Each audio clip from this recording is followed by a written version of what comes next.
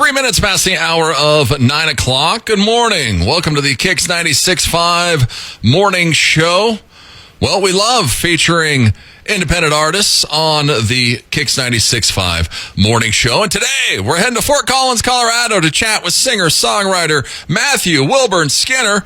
Matt's latest album, When the Sky Falls, came out in February. And you can see him this Saturday as he kicks off Saturdays in the Squares concert series in Crazy Woman Square. We're excited to have Matt on the show. First of all, thanks for coming on, Matt. Hey, Jeff. Thanks for having me. Well, first of all, a big congratulations. You just got married last month. I did. It was the best day of my life. Yeah, you better say that, Matt. Well, I better say it, but I also actually mean it. It was amazing. Yeah, well, that's good. You guys have been together for what, 5-6 years? I think almost 7 years at this point. Oh, wow. And you met at a brewery in Fort Collins? Yep, the Equinox Brewery. I was playing a show, and Renee was one of few people actually paying attention to me that night. And she came up afterwards and offered to buy me a beer. And I honestly don't really drink that much, but I had a good feeling about her. So I said, sure, you can buy me a beer. And we've been together ever since. And the rest is history. The rest is history. Wow. You blew her away with your banjo playing. If you don't know anything about Matt is a stellar banjo player. You started this like 15 years ago. How? Were you a guitar player? What happened? Yeah, so I picked up the guitar. My brother went to college, and he left an acoustic guitar behind, and I kind of stole that from his room after he left. And I'd been obsessed with Bela Fleck for several years, so I got a banjo on eBay, and I was like, oh, I can figure this out, and I could not.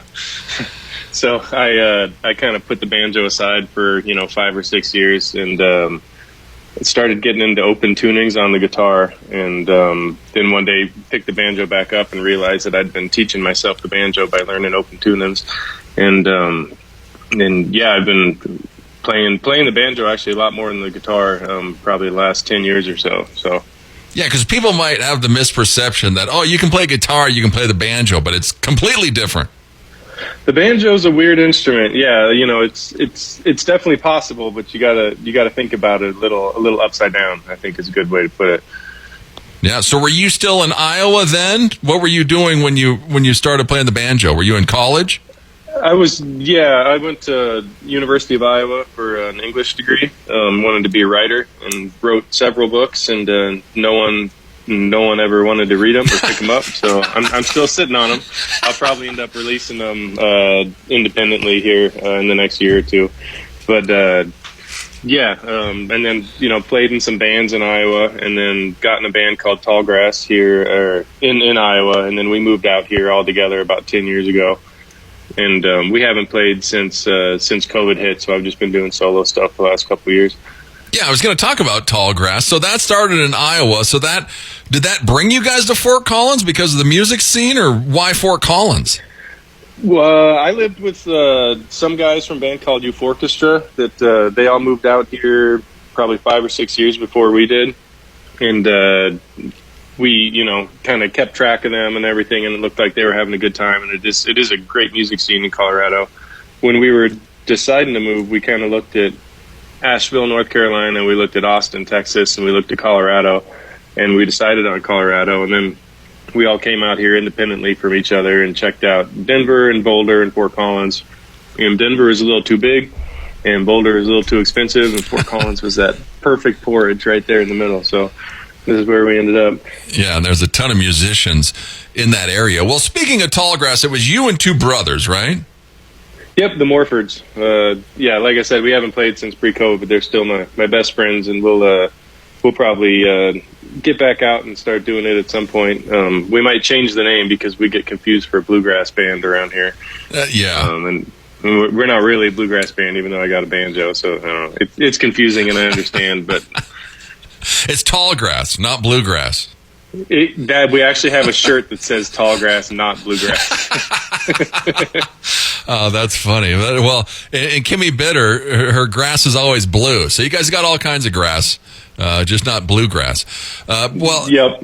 Well, go check him out. Matthew Wilburn Skinner. He's at MatthewWilburnSkinner.com. He's on Facebook, Instagram. His latest album, When the Sky Falls Out, is out now. You can see him Saturday right here in Buffalo. Saturday's in the Square. He kicks off the event 3 to 9 o'clock this Saturday night. Well, you're being solo your first album came out in Play for the King came out in 2017. So it's been a while solo. You were playing with other people along the way. Do you like playing in a band? Do you like solo?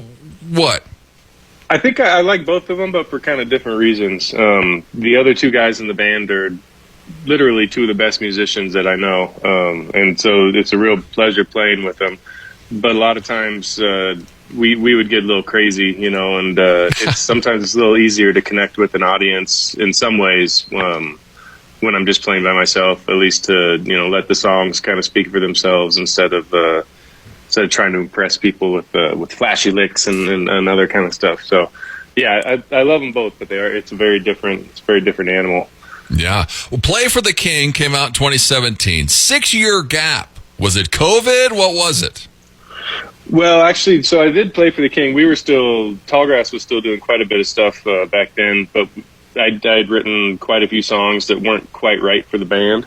So but I thought they were good tunes. So, and I had some free time, so I just started recording it. I do all my recording just in a home studio. Oh, wow. I'm a sound tech too. So I'm able to do that luckily and take my time with it. So yeah, I played all the instruments on that one. I played all the instruments and everything on the new one too. But yeah, that was more just, hey, I've got all these songs that I like and I want people to hear them, but I don't think the band's ever actually going to play them. So I just, put them down on wax, Yeah, for prosperity. So you got them at least. Well, and then the new one, Sky Falls, it's a little darker. Is this because of COVID? What is this? You think so? Oh, see, I actually thought Play for the King was a lot darker. I've had people tell me, I've had people tell me, like, don't listen to that album right when you wake up in the morning or you're going to have a bad day. Or maybe the new one, I don't know. It just seems like it's, I don't know. But yeah, maybe not. Maybe I need to listen to Play for the King more. I've listened to Sky Falls more than the other one, but yeah, well, I mean, they're probably both pretty dark. One of my taglines is I sing songs of happiness and sorrow, and I think the sorrow comes through maybe a little more in the happiness sometimes. So, yeah. So, how long does it take you then? Because you're doing it yourself, so there's no hurry. Yeah, I think When the Sky Falls probably took about 3 months to record everything. Okay. Not going like 10 or 12 hours a day, but I was working on it just about every day, at least for a couple hours.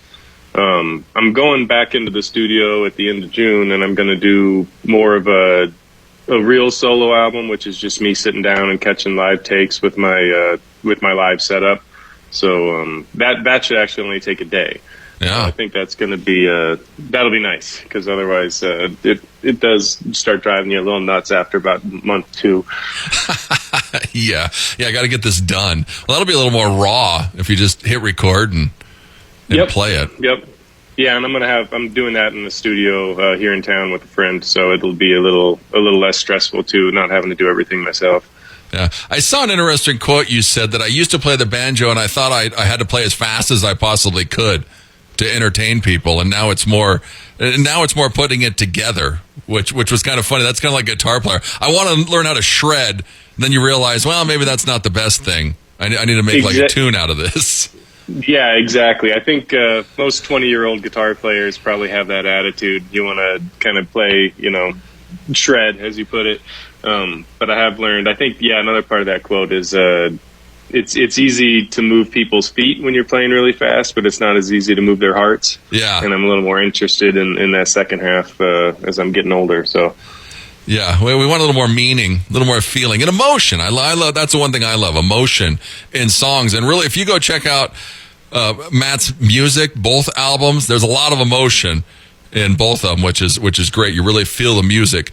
Go check out When the Sky Falls. It's out now. You go to Spotify, just look up Matthew Wilburn Skinner, and everything is on there. You can go to YouTube and check him out as well. This Clover Lick Banjo Shop. is this an actual Yes. place in Fort Collins, or do you guys make them and then send them to a different place? What? Yeah, no, it's a real place. We just moved it from the original location over to another spot in February. But yeah, I built there for about 4 years.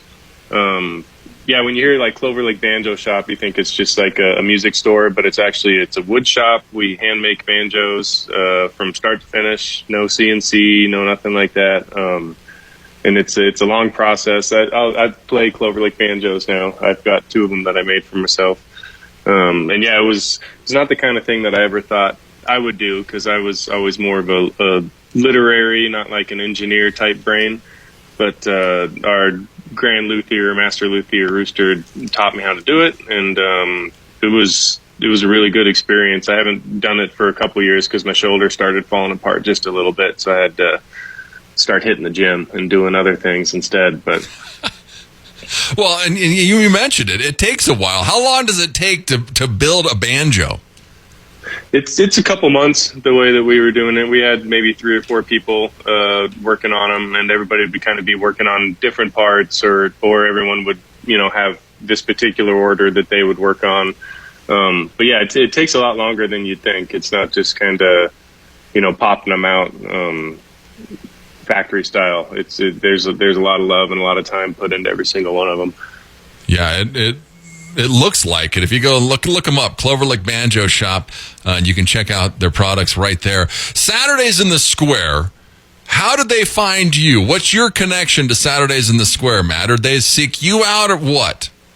So I played one pre-COVID. I don't know if it was the first year maybe that they were putting them on, but I have a friend named Jason Burge that was living in Laramie at the time, and he's out in California now.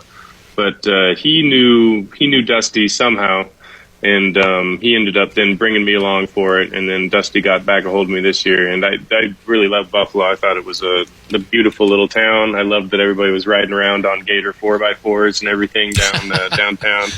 And so, yeah, I'm really excited to go back. Yeah, well, and it's a cool pairing with you and Kimmy Bitter. Do you know anything about Kimmy? Have you listened to any of her music?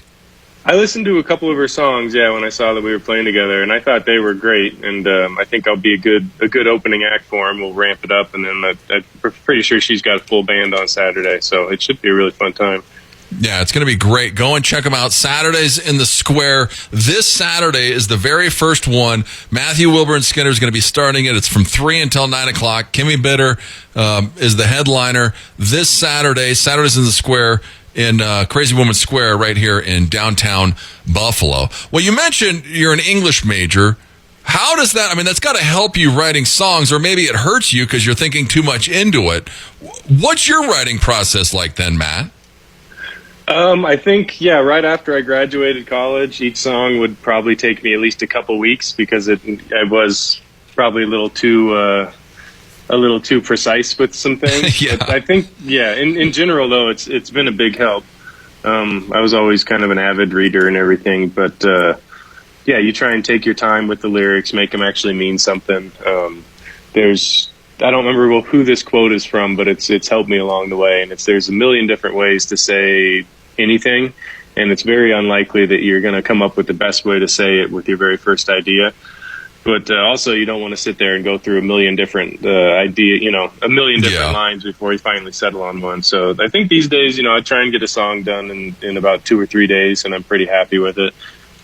Yeah. Well, and you mentioned you're living outside of Fort Collins. You don't have to tell us where, but where are you living? Are you living in the mountains? Where at? In a cabin? What's going on?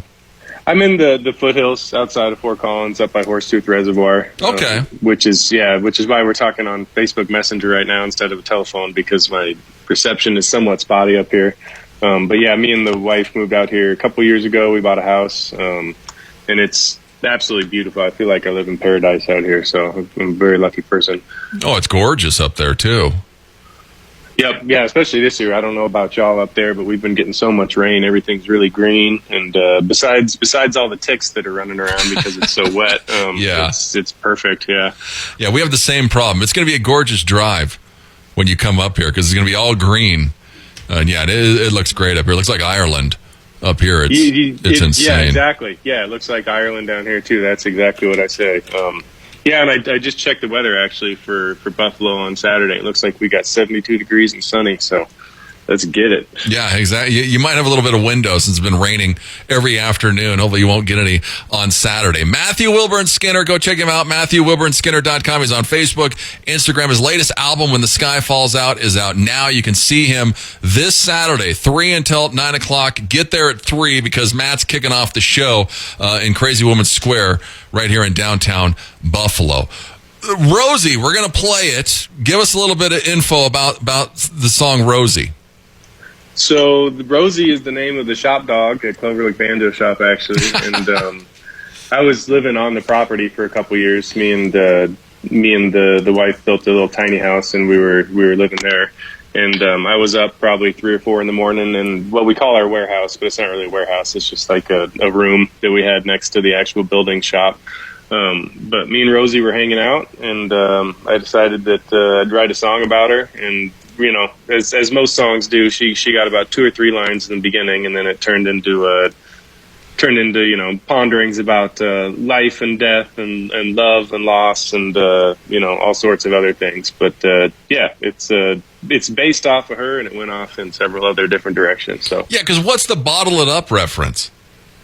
That's kind of like when bad things happen to you. I might have been thinking about the passing of my dad at that point, and he died from cancer about 15 years ago. But sometimes, you know, you got to bottle it up. You got to bottle it up, and sometimes that's a good thing. Sometimes that's a bad thing. It can be good or bad for you, depending on what you're dealing with and how you're dealing with it. So that was maybe a little sarcastically toned, that particular line. You know what I mean? Yeah. Maybe someone else telling you got to bottle it up when really you should let it out. Yeah.